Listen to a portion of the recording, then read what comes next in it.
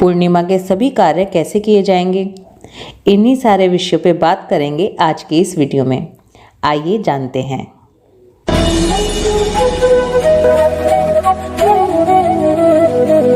राधे कृष्ण आप सभी को। वैशाख पूर्णिमा है। वैशाख मास का उद्यापन करना है। पूर्णिमा के दिन क्या क्या किया जाता है सब कुछ जानते हैं।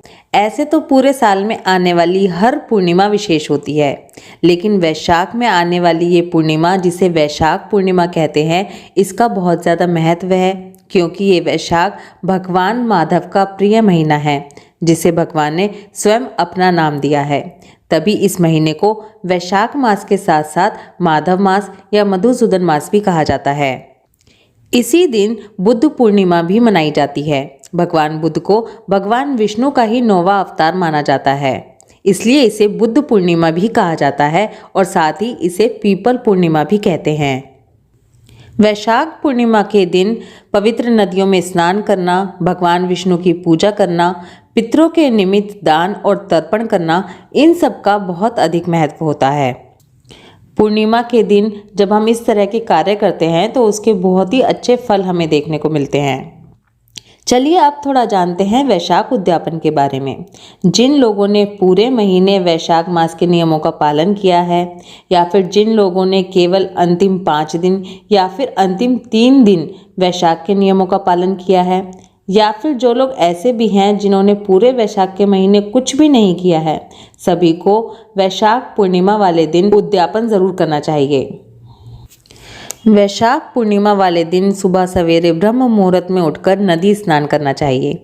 अगर नदी पर जाकर स्नान ना कर सके तो घर पर ही पानी में गंगा जल थोड़े से तिल मिलाकर स्नान करना चाहिए, और इसके बाद अपनी श्रद्धा और सामर्थ्य के अनुसार दान जरूर करना चाहिए। वैशाख पूर्णिमा वाले दिन दान का विशेष महत्व होता है। पूरे वैशाख मास ही हमने सुना कि दान का कितना ज़्यादा महत्व है। वैशाख पूर्णिमा वैशाख मास का अंतिम दिन है, तो इसलिए इस दिन दान का बहुत ज़्यादा महत्व होता है। इसलिए इस दिन कुछ ना कुछ दान अवश्य दें। जिन लोगों ने पूरे महीने कुछ ना कुछ किया है वो भी, और जिन लोगों ने कुछ भी नहीं किया है वो भी वैशाख पूर्णिमा वाले दिन कुछ ना कुछ दान स्नान ज़रूर करें। नारद पुराण में बताया गया है कि वैशाख पूर्णिमा के दिन जो कोई भी जितना धन ब्राह्मण को देता है उसको उतने ही शुभ फल प्राप्त होते हैं। वैशाख पूर्णिमा के दिन पंखा, जूता, छाता, चटाई, आसन, सत्तू, मौसमी फल, जल से भरे हुए घड़े और कलश, इस तरह की चीज़ों का दान करना बहुत अच्छा होता है। वैशाख पूर्णिमा के दिन किए जाने वाले दान को गौ दान के समान माना जाता है। आपकी जानकारी के लिए इतना भी बता दूं कि वैशाख पूर्णिमा के दिन सत्य विनायक व्रत भी किया जाता है। ये व्रत धर्मराज की प्रसन्नता के लिए किया जाता है। वैशाख के महात्म में हम सुन चुके हैं कि वैशाख पूर्णिमा के दिन धर्मराज के निमित्त भी दान अवश्य ही देना चाहिए। शास्त्रों की माने तो ये भी कहा जाता है कि भगवान विष्णु ने अपने मित्र सुदामा को इसी पूर्णिमा के दिन व्रत रखने की सलाह दी थी, जिससे उनकी दरिद्रता दूर हुई थी। अब थोड़ा सा विधि के अनुसार ये जान लेते हैं कि वैशाख पूर्णिमा का दिन हमें किस तरह से क्या क्या करना है। वैशाख पूर्णिमा के दिन सुबह जल्दी ब्रह्म मुहूर्त में उठें। जो लोग पूरे महीने ब्रह्म मुहूर्त में उठे हैं वो तो उठेंगे ही, उसके साथ साथ जिन लोगों ने पूरा महीने कुछ नहीं किया है, जिन्होंने केवल 3 दिन का स्नान करना है या जिन्हें 5 दिन का स्नान करना है, सभी लोग वैशाख पूर्णिमा वाले दिन तो ज़रूर ब्रह्म मुहूर्त में उठें और सुबह ब्रह्म मुहूर्त में ही स्नान करें। कोशिश करें कि आप किसी पवित्र नदी पर स्नान कर सकें। नहीं जा पा रहे हैं तो घर पे ही पानी में गंगा जल मिलाकर स्नान करें। अगर आप किसी पवित्र नदी पर स्नान करने के लिए जा रहे हैं तो पितरों के निमित्त तर्पण भी इस दिन ज़रूर करें। पूर्णिमा के दिन पितरों के निमित्त तर्पण करने से हमारे पितृ प्रसन्न होते हैं और हमें आशीर्वाद देते हैं। स्नान करने के बाद पूरे घर में गंगा जल के छींटे लगाएं। स्वच्छ और साफ कपड़े पहने। कोशिश करें कि काले और नीले रंग के कपड़े आप बिल्कुल ना पहने उस दिन।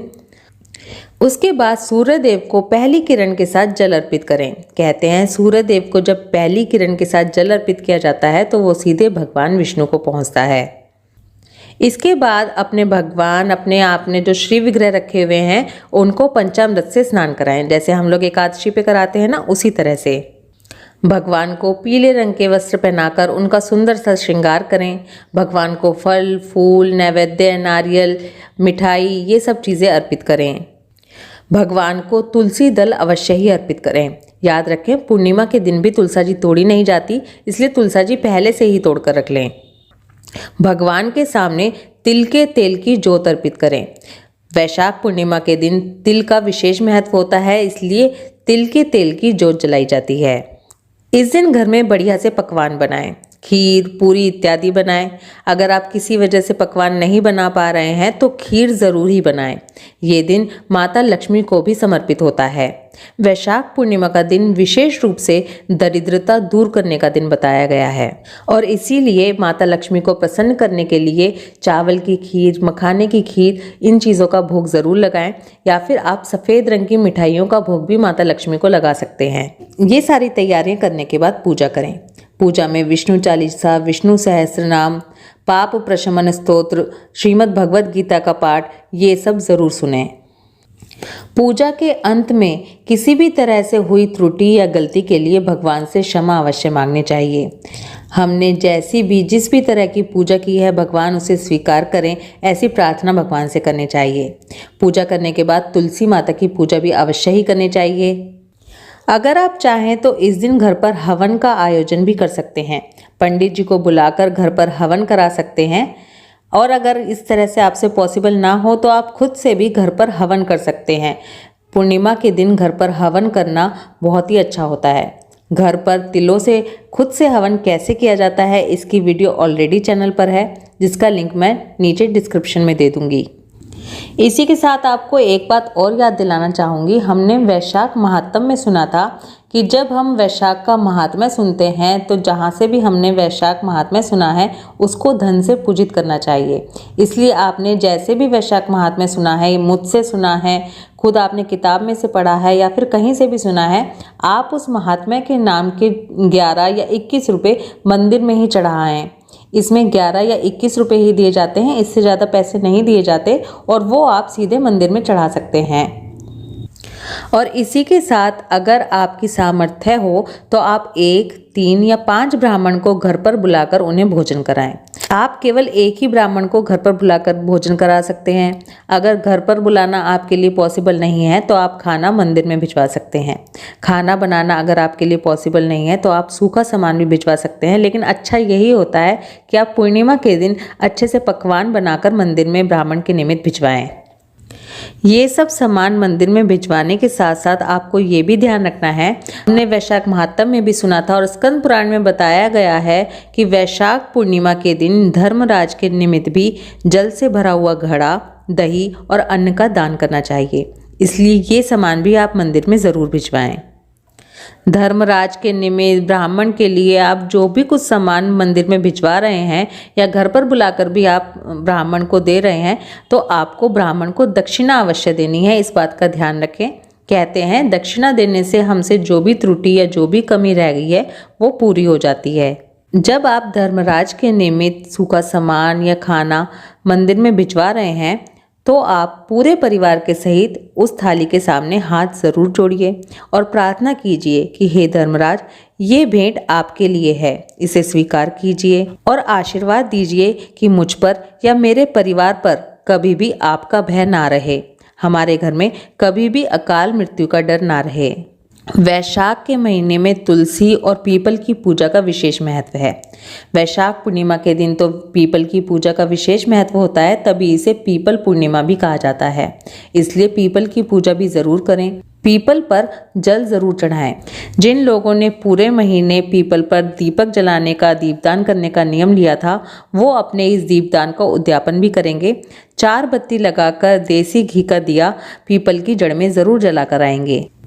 जिन लोगों ने वैशाख में एक समय खाने का नियम लिया था वो लोग पूर्णिमा के दिन भी अपना व्रत रखेंगे। जिन्होंने फलाहार से व्रत किए थे वो पूर्णिमा वाले दिन भी फलाहार ही खाएंगे और अगले दिन अन्न खाएंगे। जिन लोगों ने पूरे महीने मंदिर में जाकर दीपदान का नियम लिया हुआ था वो भी दीपदान को उद्यापन करेंगे। उसमें आप सोना, चांदी या फिर किसी भी धातु का दीपक, घी और जो रुई बत्ती होती है वो मंदिर में दान करेंगे। इसी के साथ एक प्रश्न जो सबसे ज़्यादा आता है उसके बारे में बताना चाहूँगी। सबसे ज़्यादा ये पूछा जाता है कि दान हम किसे दें, किसको देना चाहिए। तो देखिए, वैशाख महात्म में भी हम सुन चुके हैं कि दान हमेशा सुपात्र ब्राह्मण को देना चाहिए। जो दान हम धर्मराज, विष्णु भगवान या पितरों के निमित्त करते हैं, उस दान को हमें ब्राह्मण को ही देना चाहिए। अगर हम पुण्य कमाने के लिए कोई दान कर रहे हैं तो वो हम कभी भी, कैसे भी और किसी को भी दे सकते हैं। जैसे हम प्याऊ लगवा रहे हैं, हम राह चलते लोगों को जल पिला रहे हैं, खाना खिला रहे हैं, कपड़े दे रहे हैं। इस तरह का दान जो पुण्य कमाने के लिए किया जाता है वो आप किसी को भी कर सकते हैं। वैशाख उद्यापन, वैशाख पूर्णिमा जुड़ी सभी जानकारी मैंने आपको इस वीडियो में दी है। इसके अलावा अगर आपके पास कोई भी क्वेश्चन हो तो प्लीज़ कमेंट ज़रूर करें। ये जानकारी सभी लोगों तक पहुँचे, इसलिए वीडियो को जितना हो सके उतना शेयर करें।